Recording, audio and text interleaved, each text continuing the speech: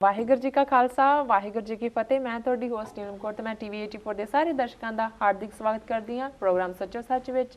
ਰੋਜ਼ਾਨਾ ਦੀ ਤਰ੍ਹਾਂ ਤੁਹਾਡੇ ਤੇ ਸਾਡੇ ਹਰਮਨ ਪਿਆਰੇ ਡਾਕਟਰ ਰਮਨਜੀਤ ਸਿੰਘ ਜੀ ਮੇਰੇ ਨਾਲ ਬੈਠੇ ਹੋਏ ਨੇ। ਆਓ ਉਹਨਾਂ ਨਾਲ ਮਿਲ ਕੇ ਪ੍ਰੋਗਰਾਮ ਸ਼ੁਰੂ ਕਰਦੇ ਹਾਂ।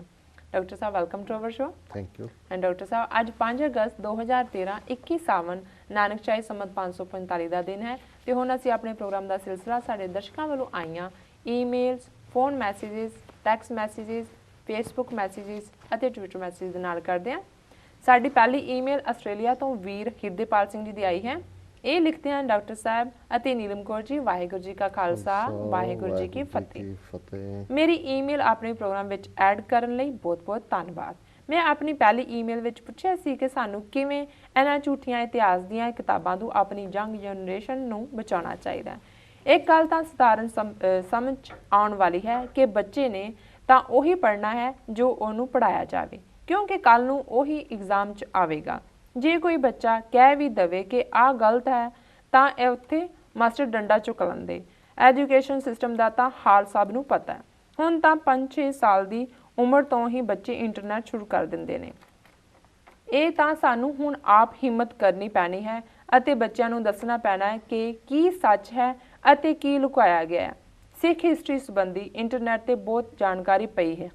YouTube 'ਤੇ ਵੀਡੀਓਜ਼ ਨੇ, ਡਾਕੂਮੈਂਟਰੀਜ਼ ਨੇ।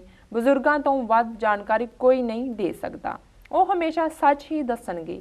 ਵੈਸੇ ਵੀ ਜਿਨ੍ਹਾਂ ਬਜ਼ੁਰਗਾਂ ਦੇ ਸਿਰਹਾਣੇ ਬੈਠ ਕੇ ਜ਼ਿਆਦਾ ਜ਼ਿੰਦਗੀ ਕੱਟੀ ਹੋਵੇ ਉਹ ਕਦੀ ਮਾਰ ਨਹੀਂ ਖਾਂਦੇ।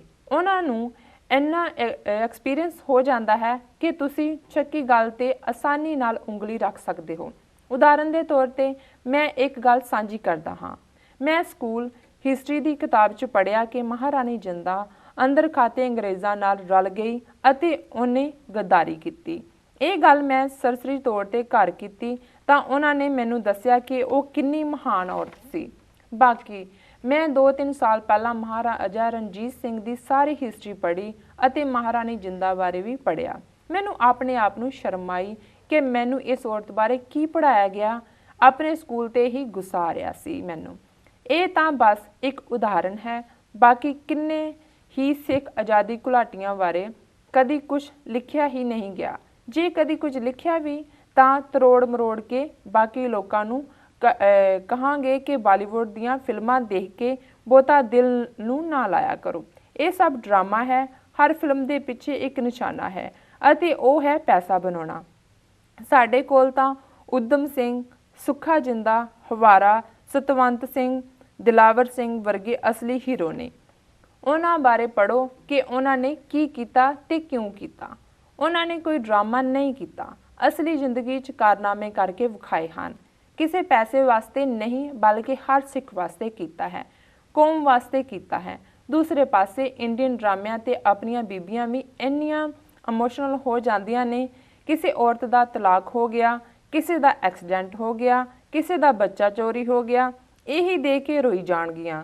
ਜੇ ਇਹਨਾਂ ਨੂੰ ਪੁੱਛ ਲਵੋ ਕਿ ਸ਼ਹੀਦ ਦਿਲਾਵਰ ਸਿੰਘ ਦੀ ਘਰ ਦੀ ਕੌਣ ਸੀ, ਬੀਬੀ ਅਮਨਦੀਪ ਕੌਰ, ਗੁਰਦੇਵ ਕੌਰ, ਗੁਰਮੀਤ ਕੌਰ ਕੌਣ ਸਨ ਅਤੇ ਉਹਨਾਂ ਨਾਲ ਕੀ ਹੋਇਆ, ਤਾਂ ਉਹਨਾਂ ਨੂੰ ਬਹੁਤ ਘੱਟ ਪਤਾ ਹੋਵੇਗਾ। ਡਰਾਮਾ ਲਾਈਫ 'ਚ ਨਿਕਲ ਕੇ ਰਿਐਲਿਟੀ 'ਚ ਜੀਓ। ਸੱਚ ਲੁਕਾਇਆ ਜ਼ਰੂਰ ਜਾਂਦਾ ਪਰ ਉਸ ਨੂੰ ਲੱਭਣਾ ਔਖਾ ਨਹੀਂ। ਸੱਚੋ ਸੱਚ ਪ੍ਰੋਗਰਾਮ ਵੀ ਇੱਕ ਬਹੁਤ ਵਧੀਆ ਜ਼ਰੀਆ ਹੈ ਸੱਚ ਜਾਣਨ ਦਾ। ਬਹੁਤ-ਬਹੁਤ ਧੰਨਵਾਦ ਜੀ ਡਾਕਟਰ ਸਾਹਿਬ। ਵੀਰ ਹਿਰਦੇਪਾਲ ਸਿੰਘ ਜੀ ਦਾ ਬਹੁਤ-ਬਹੁਤ ਧੰਨਵਾਦ। ਉਹਨਾਂ ਨੇ ਸਾਨੂੰ ਲਿਖਿਆ ਜੀ।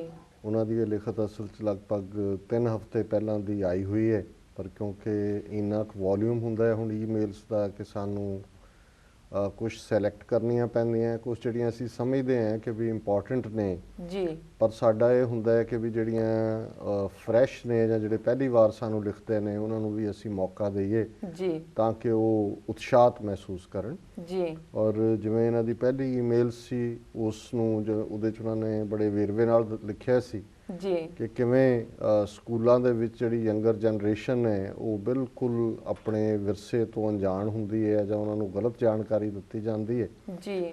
ਉਸ 'ਤੇ ਜਿਹੜੀ ਸਾਡੀ ਟਿੱਪਣੀ ਵੀ ਸੀ ਉਹ ਇੰਟਰਨੈਟ ਦੇ ਉੱਤੇ YouTube 'ਤੇ ਕਾਫੀ ਪੋਪੂਲਰ ਹੋਈ ਜੀ, ਕਿਉਂਕਿ ਮੈਂ ਸਮਝਦਾ ਵੀ ਬਹੁਤ ਵਾਰ ਜਿਹੜੀ ਸਮੱਸਿਆ ਹਰ ਪਰਿਵਾਰ ਮਹਿਸੂਸ ਕਰਦਾ ਜਾਂ ਜਿਹੜਾ ਉਸ ਜਾਲ 'ਚੋਂ ਨਿਕਲ ਆਉਂਦਾ ਹੈ ਉਹ ਮਹਿਸੂਸ ਕਰਦਾ ਹੈ ਤੇ ਉਹ ਸਮੱਸਿਆ ਦਾ ਹੱਲ ਜੇ ਕਿਤੇ ਉਹਨਾਂ ਨੂੰ ਨਜ਼ਰ ਆਉਂਦਾ ਹੈ ਜਾਂ ਉਸ ਸਮੱਸਿਆ ਦੀ ਇਵਨ ਚਰਚਾ ਵੀ ਹੁੰਦੀ ਹੈ ਤੇ ਉਹ ਉਹਦੇ 'ਚ ਪਾਰਟਿਸਿਪੇਟ ਕਰਦੇ ਨੇ।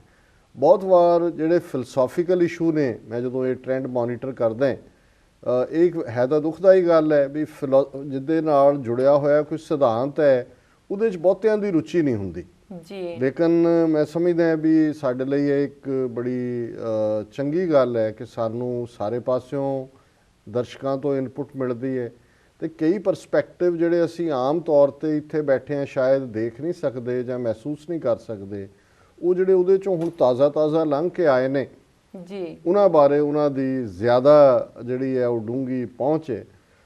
ਵੀਰ ਹਿਰਦੇਪਾਲ ਸਿੰਘ ਜੀ ਨੇ, ਕਿਉਂਕਿ ਉਹਨਾਂ ਦੀ ਜਿਹੜੀ ਈਮੇਲ ਹੈ ਖੁਦ ਹੀ ਡਿਸਕ੍ਰਿਪਟਿਵ ਹੁੰਦੀ ਹੈ, ਇਸ ਲਈ ਉਹਦੇ ਤੇ ਬਹੁਤੀ ਟਿੱਪਣੀ ਦੀ ਲੋੜ ਤਾਂ ਨਹੀਂ ਹੁੰਦੀ, ਪਰ ਫਿਰ ਵੀ ਮੈਂ ਸਮਝਦਾ ਵੀ ਜਿੱਥੇ ਜਿੱਥੇ ਕੋਈ ਹੋਰ ਐਡ ਕੀਤਾ ਜਾ ਸਕਦਾ ਉਸ ਨੂੰ ਕਰਨਾ ਬਣਦਾ ਜੀ। ਉਹਨਾਂ ਨੇ ਝੂਠੇ ਇਤਿਹਾਸ ਦੀਆਂ ਕਿਤਾਬਾਂ ਦੇ ਹਵਾਲੇ ਤੋਂ ਗੱਲ ਸ਼ੁਰੂ ਕੀਤੀ ਔਰ ਉਹਨਾਂ ਨੇ ਆਪਣਾ ਤਜਰਬਾ ਦੱਸਿਆ ਕਿ ਕਿਵੇਂ ਬਹਾਦਰ ਸਿੰਘਣੀ ਮਹਾਰਾਣੀ ਜਿੰਦਾਂ ਬਾਰੇ ਉਹਨਾਂ ਨੇ ਜਿਹੜੀਆਂ ਕਿਤਾਬਾਂ ਉਹਨਾਂ ਨੂੰ ਪੜ੍ਹਾਈਆਂ ਗਈਆਂ ਉਸ ਤੋਂ ਉਹਨਾਂ ਦੀ ਗਲਤ ਧਾਰਨਾ ਬਣੀ ਜੀ, ਪਰ ਉਹਨਾਂ ਦੇ ਬਜ਼ੁਰਗਾਂ ਨੇ, ਔਰ ਉਹਨਾਂ ਨੇ ਬਿਲਕੁਲ ਠੀਕ ਕਿਹਾ ਕਿ ਜਿਹੜੀ ਬਜ਼ੁਰਗਾਂ ਦੇ ਸਿਰਹਾਣੇ ਬਹਿ ਕੇ ਲਈ ਸਿੱਖਿਆ ਜੀ। ਹਾਲਾਂਕਿ ਕਈ ਵਾਰ ਇਹ ਵੀ ਜ਼ਰੂਰੀ ਨਹੀਂ ਕਿ ਜਿਹੜੀਆਂ ਬਜ਼ੁਰਗਾਂ ਦੀਆਂ ਗੱਲਾਂ ਵੀ ਨੇ ਉਹ ਸਾਰੀਆਂ ਠੀਕ ਹੋਣ, ਕਿਉਂਕਿ ਬਹੁਤ ਵਾਰ ਜਦੋਂ ਕਿਸੇ ਨਾ ਪੱਖੀ ਪ੍ਰਚਾਰ ਨੂੰ ਬੜੇ ਵੱਡੇ ਪੈਮਾਨੇ ਤੇ ਫੈਲਾਇਆ ਜਾਂਦਾ ਹੈ ਜੀ, ਜਿਸ ਤਰ੍ਹਾਂ ਸਾਡੇ ਇਹ ਸਾਰਾ ਜਿਹੜਾ ਗਲੋਰੀਅਸ ਸਾਡੀ ਹਿਸਟਰੀ ਅੱਜ ਦਾ ਦੌਰ, ਇਹਨੂੰ ਕਾਲਾ ਦੌਰ ਕਹਿਣਾ ਜੀ, ਜਿਹੜੇ ਜੂਝਣ ਵਾਲੇ ਬਹਾਦਰ ਯੋਧੇ ਨੇ ਉਹਨਾਂ ਨੂੰ ਅੱਤਵਾਦੀ ਕਹਿਣਾ, ਔਰ ਤੁਸੀਂ ਕਈ ਚੰਗੇ ਘਰਾਂ 'ਚ ਗੱਲ ਸੁਣੋਗੇ ਬਜ਼ੁਰਗਾਂ ਤੋਂ ਕਿ ਜਦੋਂ ਅੱਤਵਾਦ ਦਾ ਜ਼ਮਾਨਾ ਸੀ ਉਹਨਾਂ ਨੂੰ ਇਹ ਭੁੱਲ ਜਾਂਦਾ ਵੀ ਇਹ ਤਾਂ ਸਰਕਾਰ ਨੇ ਸਾਨੂੰ ਦਿੱਤਾ ਹੋਇਆ ਨਾਂ ਹੈ ਜੀ, ਸਾਨੂੰ ਅੱਤਵਾਦੀ ਕਿਹਾ। ਉਹ ਅੱਤਵਾਦੀ ਨਹੀਂ ਸੀ, ਉਹ ਤਾਂ ਸਿੱਖੀ ਦੇ ਲਈ ਖਲੋਣ ਵਾਲੇ ਸੀ ਜੀ। ਇਸੇ ਤਰ੍ਹਾਂ ਈਵਨ ਜੂਨ 84 ਦੇ ਹਮਲੇ ਨੂੰ ਅਜੇ ਵੀ ਬਹੁਤ ਕਹਿਣਾ, ਜਦੋਂ ਬਲੂ ਸਟਾਰ ਹੋਇਆ ਜੀ, ਇਹ ਬਲੂ ਸਟਾਰ ਵੇਲੇ ਇਹ ਚੰਗੇ ਭਲੇ ਲੋਕ ਜੀ, ਹੁਣ ਇਹ ਦੁਸ਼ਮਣ ਦਾ ਦਿੱਤਾ ਹੋਇਆ ਨਾਂ ਹੈ। ਉਹਨਾਂ ਨੇ ਤੁਹਾਨੂੰ ਨੀਲਾ ਤਾਰਾ ਦਿਖਾਇਆ, ਨੀਲਾ 10ਵੇਂ ਪਾਤਸ਼ਾਹ ਦਾ ਸਿੰਘਾਂ ਦਾ ਪਹਿਰਾਵਾ ਹੈ, ਔਰ ਉਹਨਾਂ ਨੇ ਕੋਡ ਨੇਮ ਰੱਖ ਕੇ ਤੁਹਾਨੂੰ ਉਹਨਾਂ ਨੇ ਕਿਹਾ ਵੀ ਤੁਹਾਨੂੰ ਤਾਰਾ ਦਿਖਾਣਾ, ਔਰ ਉਹ ਦਿਖਾਣਾ ਵੀ ਨੀਲਾ ਜੀ। ਸਾਡੇ ਲਈ ਇਹ ਦਰਬਾਰ ਸਾਹਿਬ ਤੇ ਫੌਜੀ ਹਮਲਾ ਹੈ, ਪਰ ਕੁਝ ਚੀਜ਼ਾਂ ਇੰਨੇ ਜ਼ੋਰ ਨਾਲ ਪ੍ਰਚਾਰੀਆਂ ਜਾਂਦੀਆਂ ਨੇ ਕਿ ਚੰਗੇ ਭਲੇ ਲੋਕ ਵੀ ਉਸ ਦਾ ਅਸਰ ਕਬੂਲਦੇ ਨੇ। ਪਰ ਫਿਰ ਵੀ ਕਿਉਂਕਿ ਜਿਹੜੇ ਬਜ਼ੁਰਗ ਐਟਲੀਸਟ ਪੁਰਾਣੀ ਜਨਰੇਸ਼ਨ ਜਿਨ੍ਹਾਂ ਨੇ ਇਤਿਹਾਸ ਢਾਡੀਆਂ ਤੋਂ, ਕਵੀਸ਼ਰਾਂ ਤੋਂ, ਦੀਵਾਨਾਂ 'ਚ ਸੁਣਿਆ ਸੀ ਜੀ, ਕੁਛ ਉਹਨਾਂ ਦੀ ਉਹ ਜਾਣਕਾਰੀ ਵੀ ਹੁੰਦੀ ਹੈ। ਔਰ ਫਿਰ ਇਹਨਾਂ ਨੇ ਜਿਹੜਾ ਇਸ ਗੱਲ ਬਾਰੇ ਇਹ ਆਪਣਾ ਦਿੱਤਾ ਹੈ ਕਿ ਵੀ ਆਜ਼ਾਦੀ ਘੁਲਾਟੀਏ ਜਿਹੜੇ ਨੇ ਜੀ, ਬੀਤੇ ਦੇ ਵੀ ਅੱਜ ਦੇ ਵੀ, ਬੀਤੇ ਦਿਆਂ ਦਾ ਵੀ ਜ਼ਿਕਰ ਸਿੱਖਾਂ ਨੂੰ ਮਾਈਨਸ ਕੀਤਾ ਹੁੰਦਾ ਹੈ ਜਾਂ ਬਹੁਤ ਹੋਰ ਤਰ੍ਹਾਂ ਦੇ ਨੈਸ਼ਨਲਿਸਟ ਰੰਗ ਦੇ ਵਿੱਚ ਬਣਾਇਆ ਹੁੰਦਾ ਜੀ। ਤੇ ਫਿਰ ਉਹਨਾਂ ਨੇ ਕਿਹਾ ਵੀ ਆਪਣਾ ਜਿਹੜੇ ਘਰਾਂ 'ਚ ਕੀ ਚੱਲਦਾ ਹੈ, ਬਾਲੀਵੁੱਡ ਫਿਲਮਾਂ ਨੇ ਤੇ ਜਾਂ ਸੀਰੀਅਲ ਨੇ ਕਿ ਸਾਸ ਵੀ ਕभी ਬਹੂ ਥੀ, ਕਦੇ ਕੋ ਹੋਰ ਹੈ। ਹੁਣ ਵਿਚਾਰੇ ਉਹ ਚੜ੍ਹਾਈ ਕਰ ਗਏ, ਇੱਕ ਚੰਗੇ ਢਾਡੀ ਸਨ ਦਰਸ਼ਨ ਸਿੰਘ ਕੋਮਲ ਜੀ, ਉਹਨਾਂ ਨੇ ਇੱਕ ਵਾਰੀ ਦੀਵਾਨ ਦੇ ਵਿੱਚ ਇਹ ਕਿਹਾ, ਕਹਿਣ ਲੱਗੇ ਜੀ ਮੈਂ ਇੱਕ ਥਾਂ ਦੇ ਉੱਤੇ ਦੀਵਾਨ ਕਰਕੇ ਹਟਿਆ ਤੇ ਇੱਕ ਸਿੰਘ ਮਿਲਣ ਆਇਆ ਤੇ ਮੈਨੂੰ ਕਹਿੰਦੇ ਜੀ ਚਲੋ ਘਰੇ ਚੱਲੋ, ਚਾਹ ਪਾਣੀ ਦੀ ਸੇਵਾ ਦਾ ਸਾਨੂੰ ਮੌਕਾ ਦਿਓ। ਕਹਿੰਦੇ ਜੀ ਉਹਨਾਂ ਨੇ ਕਿਹਾ ਇੰਨੇ ਪਿਆਰ ਨਾਲ ਮੈਂ ਚਲੇ ਗਏ ਅਸੀਂ ਤਿੰਨੋਂ ਸਾਥੀ। ਕਹਿੰਦੇ ਜਦੋਂ ਅਸੀਂ ਘਰ ਦੇ ਅੰਦਰ ਵੜੇ ਤੇ ਦੇਖਿਆ ਕਿ ਇੱਕ ਬੀਬੀ ਉਧਰ ਮੁੱਦੀ ਜਿਹੀ ਹੋਈ ਹੈ, ਇੱਕ ਦੂਜਾ ਘਰ 'ਚ ਸੋਗ ਸਿਆਪਾ। ਕਹਿੰਦੇ ਮੈਂ ਕਿਹਾ ਵੀ ਕੋਈ ਪਤਾ ਨਹੀਂ ਕੋਈ ਮਰ ਗਿਆ, ਕੋਈ ਕੀ ਹੋਇਆ, ਵੀ ਕੋਈ ਕਿਸੇ ਨੇ ਕੋਈ ਚੂੰ ਨਹੀਂ, ਚਾਹ ਨਹੀਂ, ਕੋਈ ਸਤਿ ਸ੍ਰੀ ਅਕਾਲ ਨਹੀਂ ਜੀ। ਤੇ ਕਹਿੰਦੇ ਵੀ ਮੈਂ ਉਹਨਾਂ ਨੂੰ ਪੁੱਛ ਲਿਆ ਜੀ ਕੀ ਹੋਇਆ, ਕਹਿੰਦੇ ਜੀ ਇਹ ਸਲੋਨੀ ਨੂੰ ਘਰੋਂ ਕੱਢ ਦਿੱਤਾ, ਉਹ ਕੋਈ ਡਰਾਮਾ ਹੋਣਾ, ਉਹਦੀ ਪਾਤਰ ਜਿਹੜੀ ਹੈ। ਮੈਂ ਕਿਹਾ ਤੁਹਾਡਾ ਬੇੜਾ ਤਰ ਜਾਏ। ਸੋ ਉਹ ਇਹ ਬਿਲਕੁਲ ਉਹਨਾਂ ਦੀ ਜਦੋਂ ਇਹ ਗੱਲ ਮੈਂ ਤੁਸੀਂ ਪੜ੍ਹ ਰਹੇ ਸੀ ਤਾਂ ਮੈਨੂੰ ਖਿਆਲ ਆਇਆ, ਮੈਂ ਕਿਹਾ ਜੀ ਉਹ ਕੋਮਲ ਨੇ ਕਿਹਾ ਸੀ ਕਿ ਉਹ ਘਰ 'ਚ ਤਾਂ ਸਿਆਪਾ ਪਿਆ ਹੈ, ਸਲੋਨੀ ਨੂੰ ਕੱਢਤਾ। ਉਹ ਚਾਹ ਪਿਉਣ ਲਈ ਲੈ ਕੇ ਗਿਆ ਘਰੋਂ ਤਾਂ ਉੱਥੇ ਕੋਈ ਹਿੱਲ ਨਹੀਂ ਰਹੀ ਬੀਬੀ ਸੋਗ ਦੇ ਵਿੱਚ। ਸੋ ਜ਼ਾਹਰ ਹੈ ਵੀ ਇਹ ਜਿਹੜੀ ਬਨਾਵਟੀ ਡਰਾਮਾ ਲਾਈਨ ਹੈ ਉਹ ਰੀਅਲ ਕਿਰਦਾਰ ਹੈ। ਉਹਨਾਂ ਨੇ ਇਸ ਗੱਲ ਦਾ ਸ਼ਿਕਵਾ ਤਾਂ ਕੀਤਾ ਹੈ ਕਿ ਵੀ ਸਾਡੀਆਂ ਬੀਬੀਆਂ ਨੂੰ, ਬੀਬੀ ਅਮਨਦੀਪ ਕੌਰ ਜਾਂ ਦੂਸਰੀਆਂ ਜਿਹੜੀਆਂ ਸਾਡੀਆਂ ਬਹਾਦਰ ਇਸ ਦੌਰ 'ਚ ਜਿਨ੍ਹਾਂ ਨੇ ਬਹੁਤ ਕੁਝ ਸਹਿ ਆਪਣੇ ਪਿੰਡੇ ਤੇ ਉਹਨਾਂ ਬਾਰੇ ਪਤਾ ਨਹੀਂ ਹੈ ਜੀ, ਪਰ ਇਹਦੇ 'ਚ ਦੋਸ਼ ਸਾਡਾ ਵੀ ਹੈ।